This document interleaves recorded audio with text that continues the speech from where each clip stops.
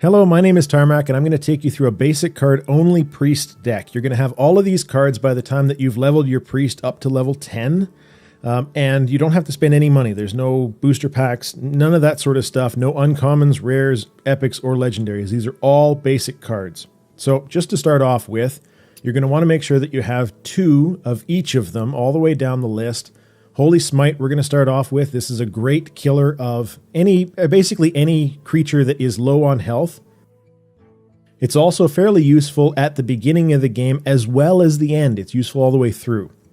Power Word Shield is an obvious, just quick buff and draw a card. If you have this one sitting around in your inventory for a little while, it comes in very handy even later on because you can get that draw. Northshire Cleric is by far the most overpowered card that I am aware of right now, and it seems so simple. You look at it, whenever a minion is healed, you draw a card, but by having it be a 1-mana card to pull, anytime that you start off a game with this card, the other side can't kill it right away. And so you have a very easy chance of throwing it up against one of the other, the opponent's cards, and having it take maybe 2 points of damage or 1 point, and as a priest, you can then heal it back up, which gets you another draw while keeping something on the field. Very important. Next up, Divine Spirit. Just your classic buff spell.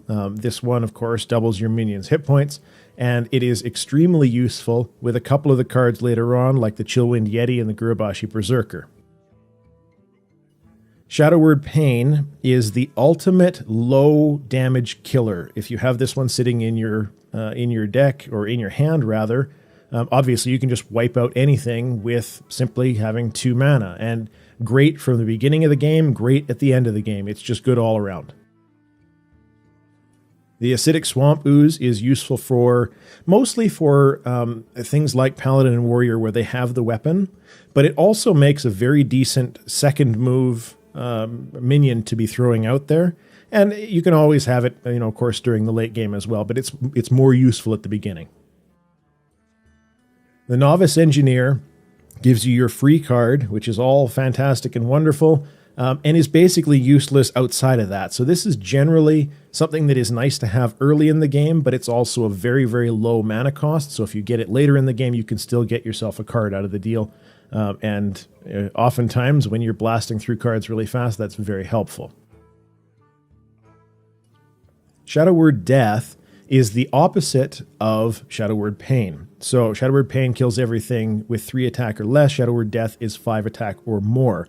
And so if you have both of those cards, you have pretty much the entire game covered with the exception of anything that is 4 damage specifically. Shadowed Sun Cleric is a pretty decent buff character throughout the entire game. Whether it's early or late, it doesn't really make too much of a difference. It's maybe, I guess I would say, a little bit more helpful in the early game where you can buff something like the Northshire Cleric. But even late game, it still comes in handy.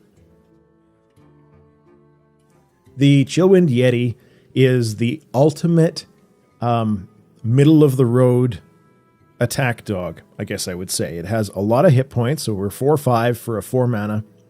And it also, if you're playing up against a priest, it falls right in that happy range between Shadow Word Pain and Shadow Word Death. So there isn't anything that can just outright kill it as far as the priest goes. Now, some of the other classes have their things, the Mage Fireball and so on. The next up is the Sen'jin Shieldmasta, which is your classic 4th turn taunt to be putting up. Now, you'll notice that it's the only taunt that actually exists in this deck, so it becomes very, very helpful. But besides that, it's an awesome. If you take a look at Trump's list of the hierarchy of cards, it's extremely high as well. It's just a great card. Holy Nova is going to be your deck clearer, or board clearer rather. Takes 2 damage to everything and restores 2 health to all of your sides. So if you're being overwhelmed, but everything's kind of low on health, it's a good way of buffing yourself back up and just kind of clearing the whole thing out. The Gurubashi Berserker is kind of a weird one. Some people react very well to it and others not so well.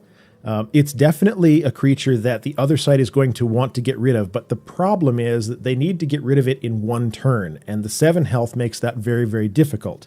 Every time this thing gets attacked, it's going to gain 3 attack power.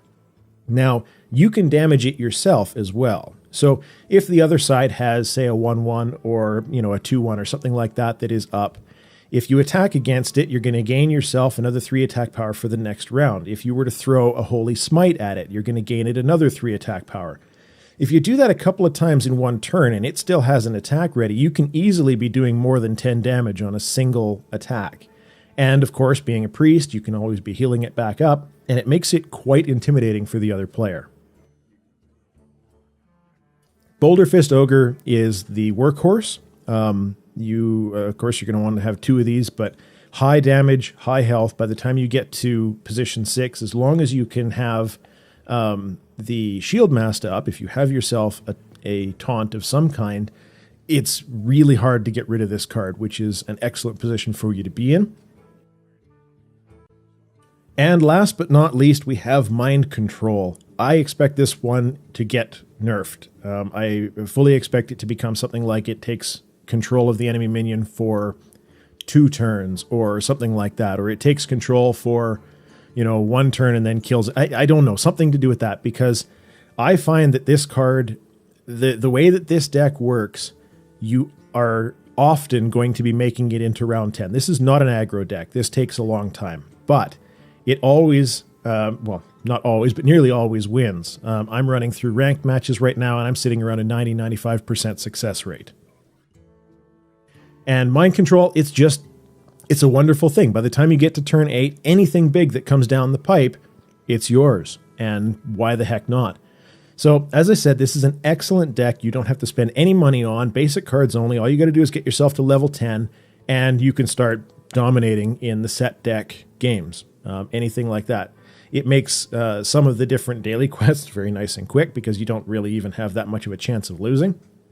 But I wouldn't expect this deck necessarily to stick around for a long time. It's fun to play with and frustrating to play against. So that is the basic priest card-only deck. My name is Tarmack. Thank you very much for watching, and make sure you check out some of the other Hearthstone videos that I've got going up, arenas and ranked matches, all kinds of things. And I will see you for the next video. Would love it if you subscribe, but if not, hope you enjoyed this one. Thanks. Bye-bye.